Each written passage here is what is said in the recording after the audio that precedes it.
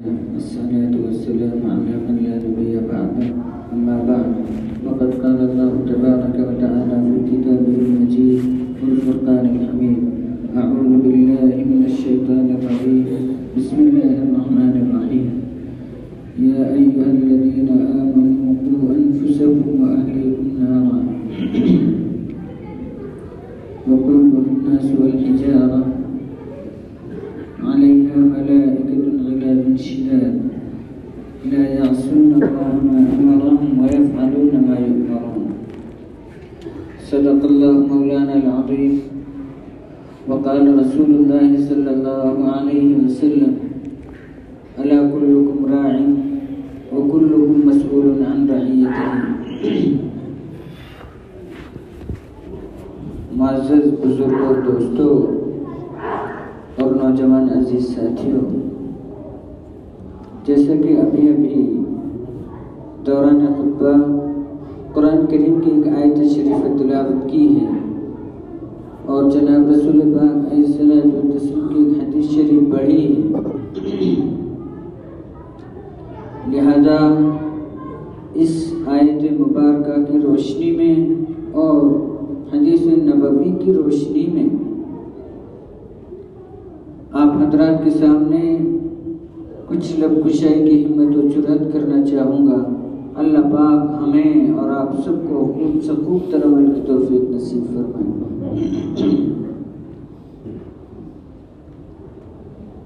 معزز سامعین کرام، ہمارا معاشرہ، ہمارا رہن سہن اور ہمارا آپسی لین دین اور سماج ایک عجیب و غریب بے چینی اور پریشانی کا شکار ہے، اس طریقے سے الجھنوں کا شکار ہے کہ الجھنیں مٹائے نہیں مٹتی، الجھنیں ختم ہونے کا نام نہیں لیتی۔ آخر ایسا کیوں؟ اس کی کیا وجہ ہے؟ کیا ان الجھنوں کے نہ مٹنے کی وجوہات، ان الجھنوں کے ختم نہ ہونے کے اسباب ہم نے اپنے دل سے پوچھا ہے کہ اس کے اسباب کیا ہیں؟ ہم نے خود بھی تلاش کر کے دیکھا ہے کہ آخر یہ الجھنیں کیوں ہیں؟ معاشرے کے اندر یہ بگاڑ، معاشرے کے اندر عجیب و غریب کشمکش، معاشرے کے اندر عجیب الجھن بھرا فساد، آخر ایسا کیوں؟ کبھی ہم نے اپنے دل سے پوچھا ہے؟ کبھی اس سوال کا جواب اپنے دل سے لینے کی کوشش کی ہے؟ القلب یفتیک، آپ کا دل آپ کا مفتی ہے۔ ہم میں کا ہر آدمی جانتا ہے کہ کانٹوں پر چلنے والے کو کانٹے لگ جائیں گے، ہم میں کا ہر شخص جانتا ہے کہ آگ میں ہاتھ دینے سے ہاتھ جل جائے گا، ہم میں کا ہر شخص جانتا ہے اگر وہ کھانا نہیں کھائے گا تو بھوک میں مر جائے گا، اگر وہ پانی نہیں پیے گا تو پیاس میں مر جائے گا۔ ہر شخص جانتا ہے، اس سلسلے کی تو کوئی غلطی نہیں کرتا۔ میرے معزز بزرگ اور دوستو، اللہ تبارک تعالیٰ نے قرآن کریم میں بیان فرمایا ہے کہ اے مسلمانوں، قوا انفسکم واہلیکم نارا، تم اپنے آپ کو، اپنے گھر والوں کو آگ سے بچاؤ۔ آگ سے مراد جہنم کی آگ ہے، جہنم کی آگ سے بچاؤ۔ ہم میں کا ہر شخص کیا اس کا پابند ہے؟ حدیث شریف میں، ترمذی شریف کی حدیث جناب رسول پاک علیہ الصلوۃ والتسلیم نے ارشاد فرمایا، الا کلکم راع وکلکم مسئول عن رعیتہ، خبردار ہو جاؤ، ہوشیار ہو جاؤ، متنبہ ہو جاؤ، تم میں کا ہر شخص ایک نگراں ہے، ہر شخص ایک ذمہ دار ہے، لہذا ہر ذمہ دار سے، ہر نگراں سے اس کے اپنے ماتحتوں کے سلسلے میں سوال کیا جائے گا، پوچھا جائے گا کہ آخر اپنے ماتحتوں کو کیا تربیت دی، اپنے ماتحتوں کو کس طریقے سے رکھا، کیا ان کے حقوق ادا کیے یا نہیں کیے، ان کے لیے کیا کیا یا ان کی حق تلفی کی۔ کلکم راعٍ، ہر شخص ایک نگراں ہے، ایک ذمہ دار ہے، مسئول عن رعیتہ، اس کو سوال کا جواب دینا ہوگا اپنی ذمہ داری کے تحت۔ تو میرے معزز بزرگوں اور دوستو، اس معاشرے کے اندر کیسے کیسے عجیب و غریب طریقے کے بگاڑ آ رہے ہیں۔ اپنی ذاتی اور نجی زندگی کے حیثیت سے ہر شخص بڑا متقی، بہت پرہیزگار، خلوص و اخلاص، تقوی اور للہیت کے پڑیا کے طور پر اپنے آپ کو پیش کرتا ہے۔ وہ مجسمہ تقوی و طہارت اور اخلاص ہے، لیکن خدا نہ خواستہ اگر باہر کی زندگیوں میں نظر پڑ گئی اور معلوم ہوا، محسوس ہوا، تو ان کی اپنی نجی زندگی کو جب اس سے کمپیئر کرنا چاہ رہے ہیں، کمپیئر کر رہے ہیں، تو بہت بڑا فرق محسوس ہو رہا ہے، یقین ہی نہیں آ رہا، گویا ایسا لگ رہا ہے کہ نظروں کا دھوکہ ہے، ایسا نہیں ہو سکتا۔ وہ تو بڑا متقی ہے، بڑا دیندار ہے، بڑا نمازی ہے، حاجی صاحب ہے، پرہیزگار ہے اور بہت ہی سچا اور اچھا ہے، لیکن جب باہر کی زندگیوں میں نظر پڑ گئی تو یقین ہی نہیں آ رہا، سمجھ میں نہیں آ رہی بات۔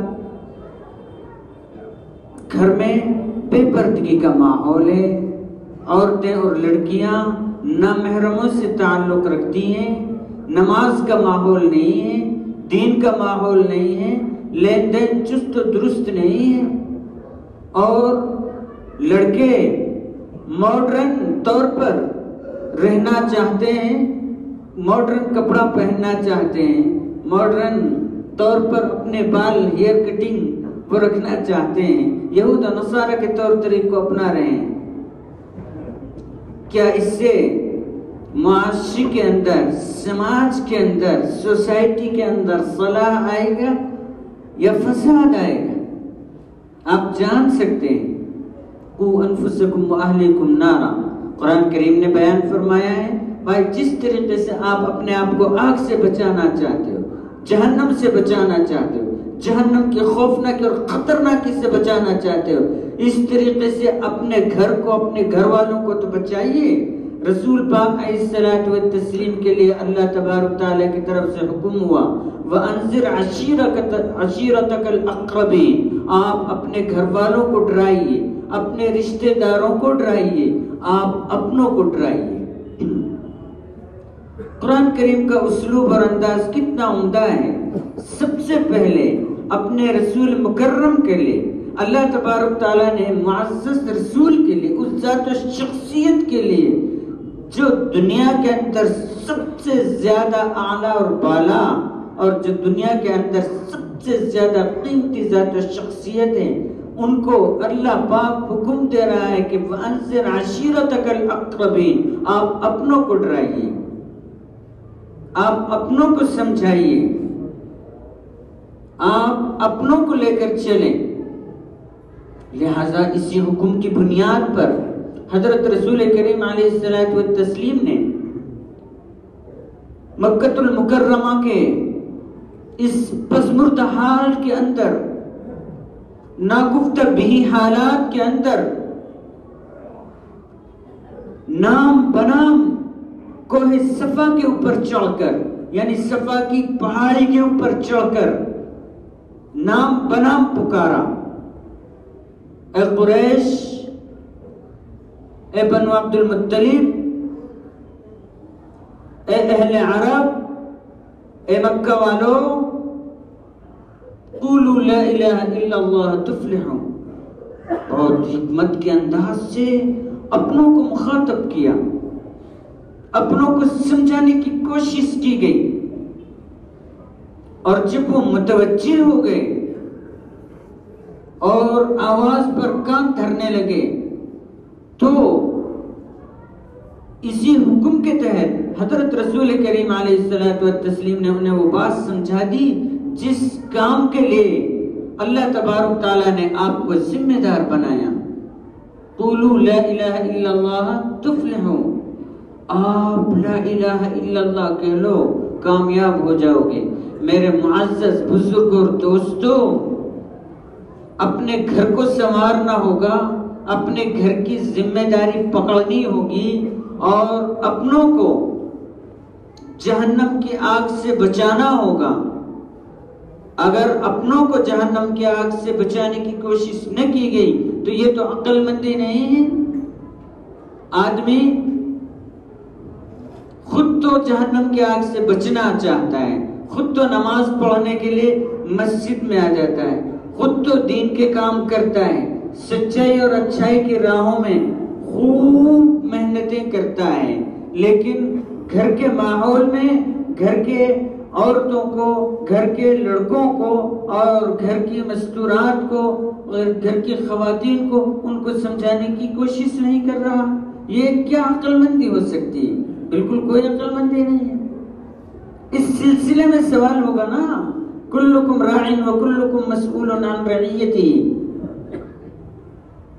آدمی کے اوپر اولاد کے سلسلے میں سب سے پہلے 4 حقوق ہیں۔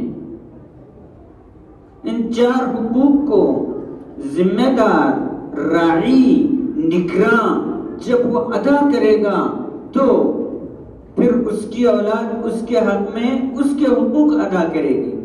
آج کل آپ نے بہت شکایات سنے ہوں گی، اصل میں وہ اولاد بہت خراب ہو گئی، اولاد بہت خراب چل رہی ہے، ہمارے حقوق ادا نہیں کرتی اور ہماری بات نہیں مانتی، اور اس طریقے سے بہت خراب اولاد ہو گئی۔ میں پوچھنا چاہتا ہوں، کیا آپ نے ان کو دینی تعلیم دلائی؟ کیا آپ نے ان کے حقوق ادا کیے؟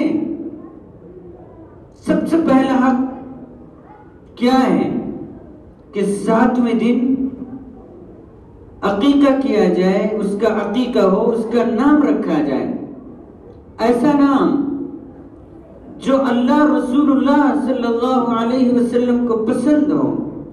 اس کا اہتمام کیا نہیں اور چھٹی کا بڑا اہتمام ایسا کر دیا کہ سارے رسوم و رواج میں وہ اتنا سب کچھ خراب کر ڈالا، پیسے کو پانی کی طرح سے بہا دیا، جو سچا اور صحیح اور اصل کام تھا وہ کیا ہی نہیں، پہلا ہی حق ادا نہیں کیا۔ جب پہلے ہی حق ادا نہیں کیا تو پھر اولاد کیسی بنے گی؟ وہ آپ کے اور ہمارے حق کیسے ادا کرے گی؟ تو میرے معزز دوست بزرگوں، معاشرے کو درست کرنے کے لیے، معاشرے کے اندر صلاح لانے کے لیے، فلاح لانے کے لیے ضروری ہے پہلے ہم اپنی طرف سے دوسروں کا حق ادا کریں، اپنی اولاد کا حق ادا کریں، اپنوں کا حق ادا کریں، تاکہ وہ ہمارے حق ادا کرنے میں لگ جائیں۔ انشاءاللہ اس بات کو خیر سے آگے بڑھایا جائے گا۔ اللہ تبارک تعالیٰ ہم سب کو خوب سے خوب عمل کی توفیق نصیب